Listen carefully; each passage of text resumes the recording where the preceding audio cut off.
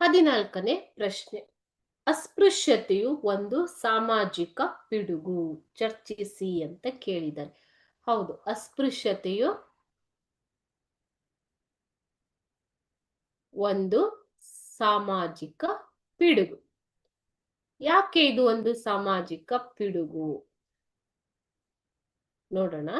ಭಾರತದಲ್ಲಿ ಸ್ತರವಿನ್ಯಾಸವನ್ನ ಜಾತಿ ಪದ್ಧತಿಯಲ್ಲಿ ಗುರುತಿಸಲಾಗಿದೆ. ಮೊದಲನೆಯದಾಗಿ ನೀವು ಬರಿಬೇಕಾದಂಥದ್ದು, ಭಾರತದಲ್ಲಿ ಅಸ್ಪೃಶ್ಯತೆಯು ಹೇಗೆ ಬಂತು. ಹೇಗೆ ಅಂತಂದ್ರೆ ಸಾಮಾಜಿಕ ಸ್ತರವಿನ್ಯಾಸವನ್ನ ರಚಿಸಿರುವುದು ಯಾವುದರ ಆಧಾರದ ಮೇಲೆ? ಜಾತಿ ಪದ್ಧತಿಯ ಆಧಾರದ ಮೇಲೆ. ಭಾರತೀಯ ಜನರು ಸಾವಿರಾರು ಜಾತಿ ಸಮೂಹಗಳಲ್ಲಿ ಹಂಚಿ ಹೋಗಿದ್ದಾರೆ ಅಲ್ವಾ. ನೀವು ಭಾರತ ದೇಶ ಅಂತ ತಗೊಂಡ್ರೆ, ಭಾರತ ದೇಶದಲ್ಲಿ ಒಂದೆರಡು ಜಾತಿಯಲ್ಲ, ಸಾವಿರಾರು ಜಾತಿಗಳಿವೆ. ಜಾತಿಗಳಲ್ಲಿ ಒಳ ಧರ್ಮಗಳಿವೆ, ಧರ್ಮಗಳಲ್ಲಿ ಜಾತಿಗಳು, ಜಾತಿಯಲ್ಲಿ ಒಳ ಪಂಗಡಗಳು, ಈ ರೀತಿ ಸಾವಿರಾರು ಜಾತಿ ಮತ್ತು ಸಮೂಹಗಳಲ್ಲಿ ಭಾರತೀಯರು ಹಂಚಿ ಹೋಗಿದ್ದಾರೆ. ಈ ಜಾತಿಗಳಲ್ಲಿ ಹಲವು ಮೇಲು ಜಾತಿ, ಕೆಲವು ಕೀಳು ಜಾತಿ ಅಂತ ಎನಿಸಿಕೊಂಡಿವೆ. ಸೊ ಈ ಅಸ್ಪೃಶ್ಯರನ್ನ ಸಮಾಜದ ಕಡೆಯ ಹಂತದವರೆಂದು ಪರಿಗಣಿಸಲಾಗಿತ್ತು. ಯಾವಾಗ? ಶತಮಾನಗಳ ಹಿಂದಿನಿಂದ. ಅಸ್ಪೃಶ್ಯತೆ ನಮ್ಮ ಸಮಾಜದ ಕಡೆಯ ಹಂತದವರೆಂದು ಪರಿಗಣಿಸಿದ ಮೇಲೆ ಅವರಿಗೆ ಕೆಲವೊಂದು ಸಾಂಸ್ಕೃತಿಕ, ಸಾಮಾಜಿಕ, ಧಾರ್ಮಿಕ, ಶೈಕ್ಷಣಿಕ, ರಾಜಕೀಯ ಅವಕಾಶಗಳಿಂದ ವಂಚಿತರನ್ನಾಗಿ ಮಾಡಲಾಗಿತ್ತು ಮಕ್ಕಳೇ. ಸೊ ಅವರನ್ನ ಅತ್ಯಂತ ಕೀಳಾಗಿ ನಡೆಸಿಕೊಳ್ತಾ ಇದ್ರು. ಓಕೆ, ಸೊ ಅವರು ಕೆಲವೊಂದು ಪ್ರದೇಶಗಳಿಗೆ ಪ್ರವೇಶವೇ ಇರಲಿಲ್ಲ. ಅವರಿಗೆ ಕೆಲವೊಂದು ರಸ್ತೆಗಳಲ್ಲಿ ಪ್ರವೇಶ ಇರಲಿಲ್ಲ, ನೀರನ್ನ ಬಳಸುವಂತಿರ್ಲಿಲ್ಲ, ದಾರಿಗಳನ್ನ ಬಳಸುವಂತಿರ್ಲಿಲ್ಲ. ಈ ರೀತಿಯಾಗಿ ಅವರನ್ನ ಅತ್ಯಂತ ಕೀಳಾಗಿ ನಡೆಸಿಕೊಳ್ತಾ ಇದ್ರು. ಸೊ ಅಸ್ಪೃಶ್ಯತೆಯು ನಮ್ಮ ಸಮಾಜದ ಒಂದು ಅಮಾನುಷ ಆಚರಣೆಯಾಗಿದೆ. ಸೊ ಈ ಆಚರಣೆಯ ಪ್ರಕಾರ ಕೆಳ ಜಾತಿಗಳವರು ಸಾಂಸ್ಕೃತಿಕ, ಸಾಮಾಜಿಕ, ಧಾರ್ಮಿಕ, ಶೈಕ್ಷಣಿಕ ಹಾಗೂ ರಾಜಕೀಯ ಅವಕಾಶಗಳಿಂದ ಕೂಡ ವಂಚಿತರಾಗಿದ್ದವು.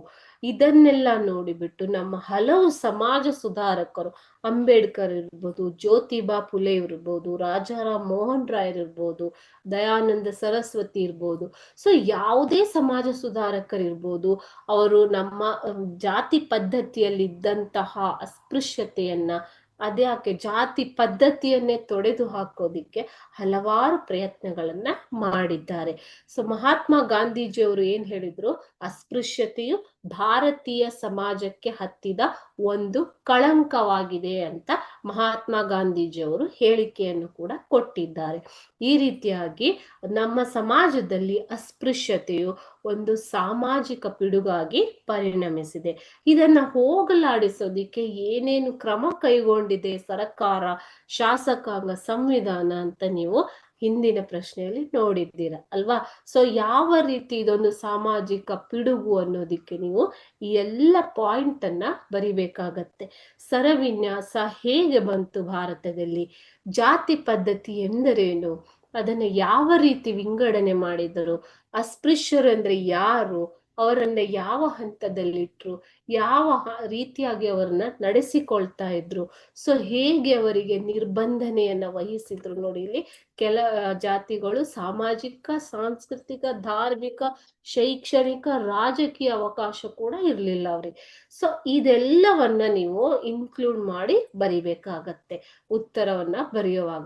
ಕೊನೆಯಲ್ಲಿ ಮಹಾತ್ಮ ಗಾಂಧೀಜಿಯವರು ಏನಂತ ಹೇಳಿಕೆ ಕೊಟ್ರು? ಇದನ್ನೆಲ್ಲ ನೋಡಿ ಅವರು ಅಸ್ಪೃಶ್ಯತೆ ಭಾರತೀಯ ಸಮಾಜಕ್ಕೆ ಅಂಟಿದ ಒಂದು ಕಳಂಕ ಎನ್ನುವಂತ ಹೇಳಿಕೆಯನ್ನ ಕೊಟ್ಟಿದ್ದಾರೆ.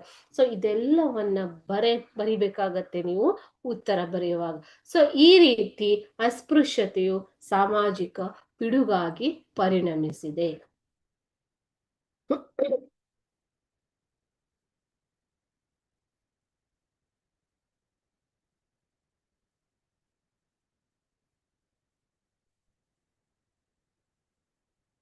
ಇದಿಷ್ಟು ಸಾಮಾಜಿಕ ಸ್ತರವಿನ್ಯಾಸ ಪಾಠದ ಪ್ರಶ್ನೆ ಉತ್ತರ. ನೆಕ್ಸ್ಟ್ ಕ್ಲಾಸ್ ಅಲ್ಲಿ ನಾವು ಇನ್ನೊಂದು ಚಾಪ್ಟರ್ದ LBA ಕ್ವಶನ್ಸ್ ನ ನೋಡೋಣ. ಓಕೆನಾ? ಧನ್ಯವಾದಗಳು ಮಕ್ಕಳೇ.